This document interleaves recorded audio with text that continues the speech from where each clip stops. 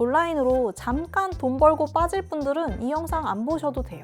하지만 뒤로 나가시면 이 영상 모두 보신 분들한테 결국 잡아먹히실 거예요. 안녕하세요, 순별입니다. 저는 10년차 사업가고요.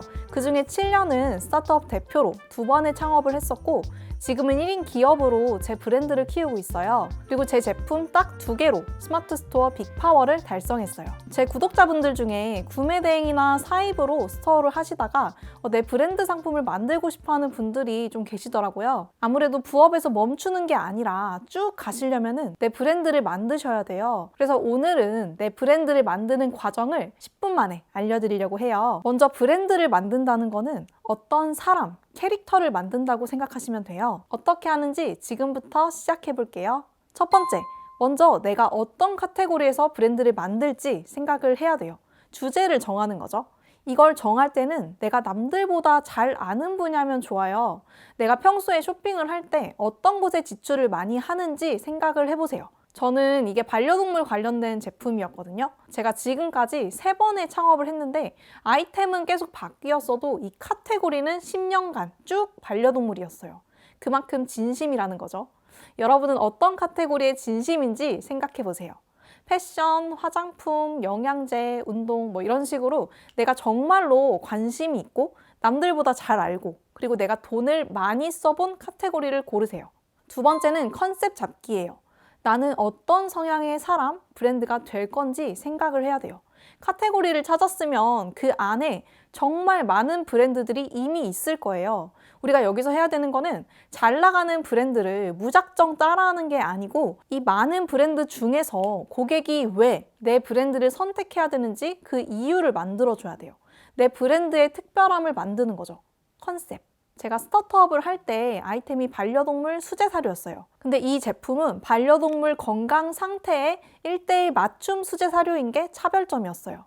그리고 기존의 수제 사료들은 주식으로 먹이기에는 영양소가 좀 불균형한 제품들이 많았거든요. 주식이랑 간식을 구분하는 중요한 기준이 영양소예요. 주식은 그것만 먹어도 생존에 필요한 영양소가 모두 충족되는 게 주식이고요. 간식은 그것만 먹으면 영양소가 부족한 게 간식이에요. 그래서 저희 사료는 주식으로 먹일 수 있게 영양소가 균형 잡힌 게 장점이었어요. 그럼 우리가 여기서 해야 될 게 있어요. 바로 캐치프레이즈를 만드는 거예요. 내 브랜드의 장점을 사람들이 바로 알 수 있게 한 문장으로 만드는 거예요. 저는 그때 저희 회사에 투자했던 투자사랑 미팅을 하면서 이 작업을 했던 게 기억이 나요.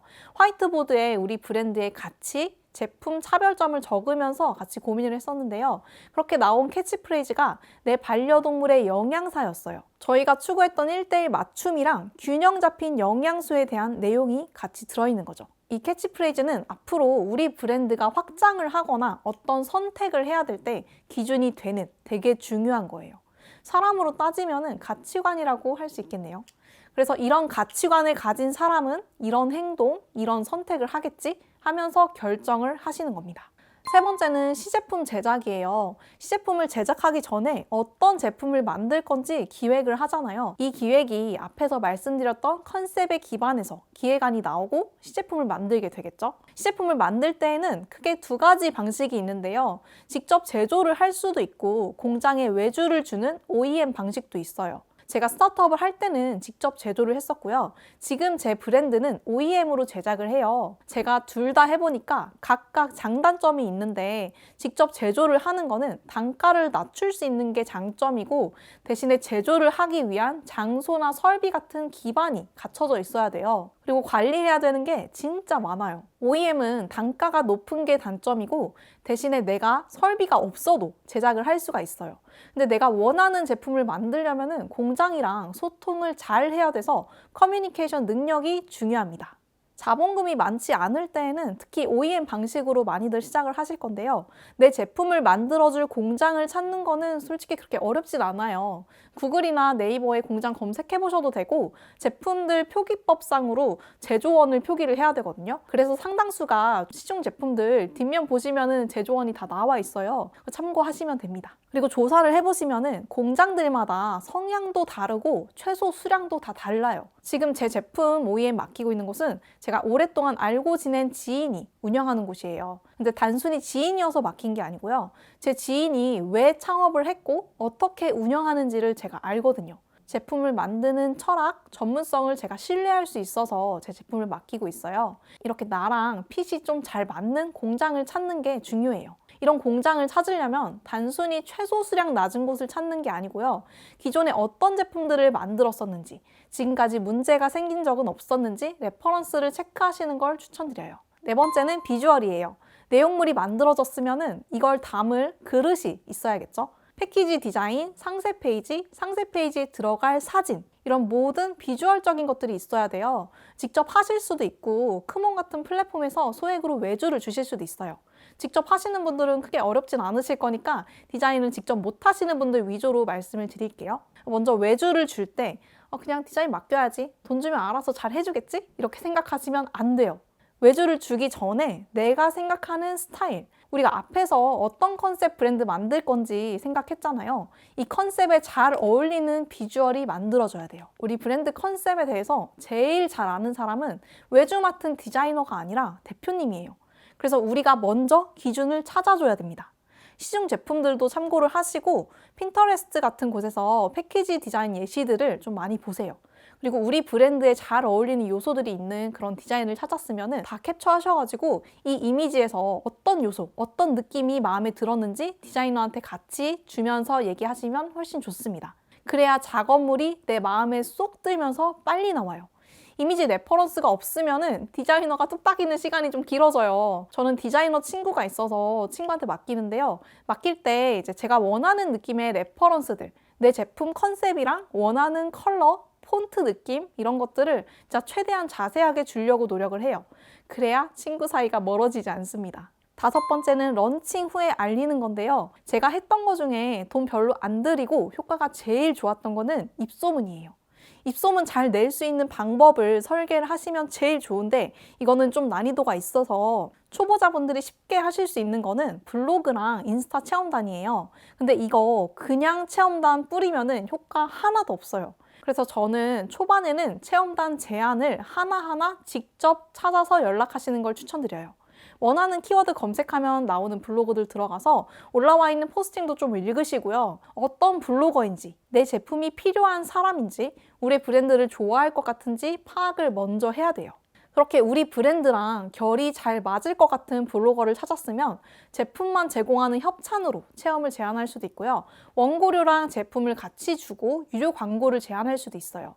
초기에는 제품 협찬 위주로 많이 연락을 해보시면서 어떻게 제안을 하면은 승낙할 확률이 높은지, 어떤 블로거가 성과가 좋은지 감을 익히시는 걸 추천드려요. 마지막으로 배송이랑 CS인데요. 배송은 처음에 물량이 좀 적으니까 편의점 택배로 보내실 건데 CU랑 GS 편의점 둘 다 사업자 택배 서비스가 있어요.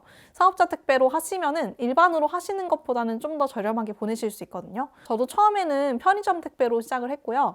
편의점에 맨날 오니까 어느 날 사장님이 저한테 물어보시더라고요. 맨날 이렇게 보내러 오면 힘드니까 혹시 택배 소개해 드릴까요? 이렇게 물어보셔가지고 너무 좋죠. 그렇게 제 연락처를 남겼어요. 그리고 원래 항상 기사님이 들리는 곳이어가지고 물량이 적어도 제 거를 받아주셨어요. 문 앞에 두면은 수거해 가셔가지고 진짜 엄청 편하더라고요. 그리고 주문이 늘어나면서 하루에 20개 이상 나갈 때부터 송장 프린터기를 주셨어요. 그리고 CS도 해야 되는데 물건을 팔다 보면은 고객들한테 진짜 여러 가지 문의들이 와요.